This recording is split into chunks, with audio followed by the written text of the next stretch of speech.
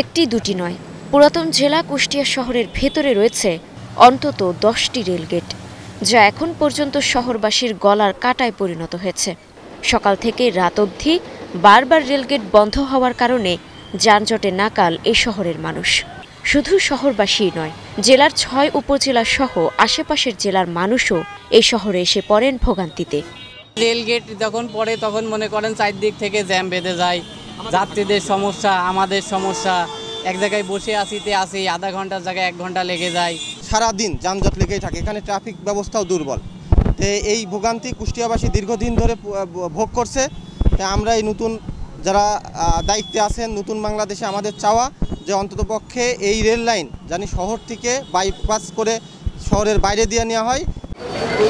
1862 সালের ব্রিটিশ ভারতের পূর্ববঙ্গের প্রথম রেলপথ হিসেবে নদিয়ার রানাঘাট থেকে কুষ্টিয়ার জগতি পর্যন্ত প্রথম রেললাইন চালু হয়। পরে 1871 সালে কুষ্টিয়া শহরের দক্ষিণ পাশ দিয়ে এই রেললাইন বর্ধিত করে রাজবাড়ির গোয়ালন্দ ঘাট পর্যন্ত নেওয়া হয়। পরে কুষ্টিয়া মোহিনী মিলের মালামাল আনা নেয়ার সুবিধার্থে রেললাইন সরিয়ে কুষ্টিয়া শহরের ভেতরে নেওয়া হয়। 94 বছর পর এসে সেই রেল লাইন এখন কুষ্টিয়া শহরবাসীর ভোগান্তির আতুরঘরে পরিণত হয়েছে।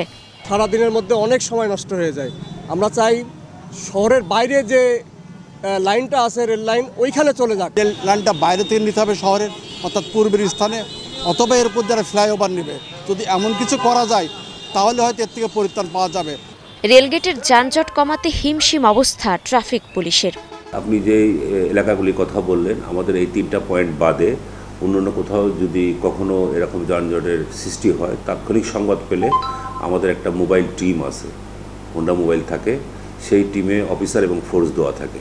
তাদের কাজটা হচ্ছে শহর এলাকা এবং আশপাশে কোথাও তাৎক্ষণিক কোনো যানজট হলে তাৎক্ষণিক তারা এটা মোকাবেলা করে এবং যানজট নিরসন করে। যানজট নিরসনে স্থায়ী সমাধানের আশ্বাস জেলা প্রশাসনের।